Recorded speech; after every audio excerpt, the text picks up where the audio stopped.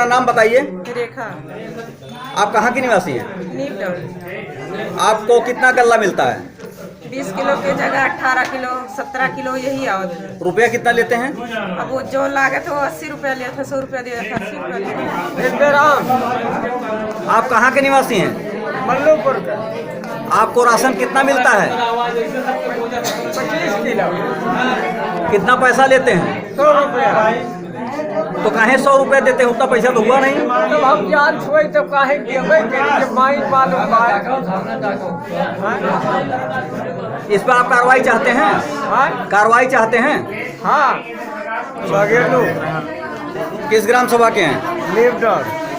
कितना गल्ला मिलता है आपको? अम्मा 35 किलो कह के दिया, 3 किलो माल 3 किलो कम रहा था। कहा लिए खोल लियो नहीं जाओ भाग जाओ। कितना पैसा लेते हैं? 100 रुपये। 100 रुपये आप लोग काहे देते हैं? इस बात पूछे नहीं? पूछन 3-4 दाई कहा थे कि तोरे घर जो तो उतना दियो नहीं दिया भाग जाओ तो का करी मजबूरी। प्रधान प्रतिनिधि राजन मिश्रा ने मल्लूपुर ग्राम पंचायत का बनाया नया इतिहास। हमारी मीडिया टीम द्वारा पंचायत मल्लूपुर का भ्रमण किया गया। भ्रमण के दौरान ग्राम पंचायत मल्लूपुर में खुली बैठक का आयोजन किया गया। आयोजन में एक इतिहास बनाया राजन मिश्रा ने, जो अब तक का नया रिकॉर्ड है। अब तक जो भी ग्राम प्रधान वहां पर खुली बैठक करता था, बिना लड़ाई झगड़ा बलवा हुए वहां का कार्य पूरा नहीं होता था। इसी चीज़ को देखते हुए ग्राम प्रधान प्रतिनिधि राजन मिश्रा ने उच्च अधिकारियों से वार्ता की। वार्ता में उन्होंने पुलिस बल की मांग की, जिससे ग्राम सभा में जो भी कार्य योजना लेकर आ रहे हैं उस कार्य योजना में कोई बाधा ना आए, अपने ग्राम सभा का संपूर्ण विकास कर सकें। क्योंकि अब तक जो भी प्रधान हुए हैं वह खाली कागज में ही काम किए हैं। ज़मीनी स्तर पर किसी भी काम का कोई आयोजन नहीं हुआ, वह सिर्फ कागज में की जाती हैं और लोगों के बीच इसकी जानकारी भी नहीं हो पाती। अगर कोई जानकारी करना चाहता है तो उसको भद्दी गालियों से नवाजा जाता है, यानी पूर्व से ही मनमानी की जाती थी। इसी चीज़ को देखते हुए मल्लूपुर की जनता ने प्रधान प्रतिनिधि राजन मिश्रा को अपने ग्राम पंचायत की कमान सौंपी। कमान सौंपने के बाद से ही ग्राम सभा में नए प्रधानी के कार्यकाल शुरू होने से अब तक जो भी कार्य किए गए वो ठोस व मजबूत किए गए।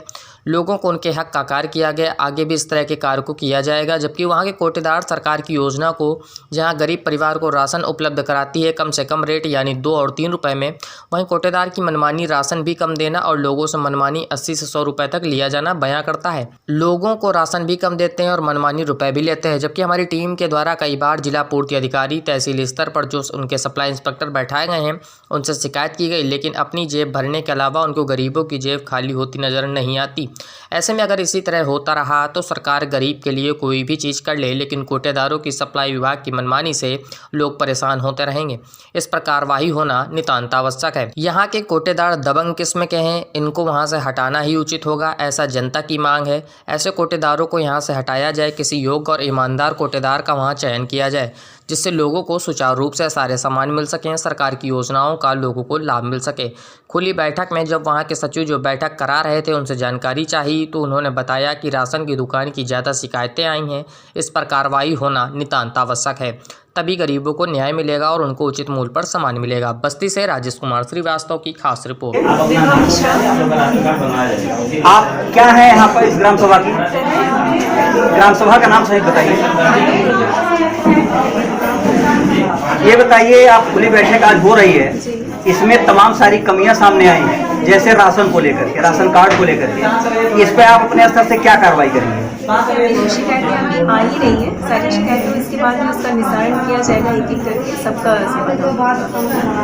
जैसे कोटेदार की शिकायत आ रही, पैसा ज़्यादा ले रहे हैं, गल्ला कम दे रहे हैं, इस पर आप क्या चाहते हैं?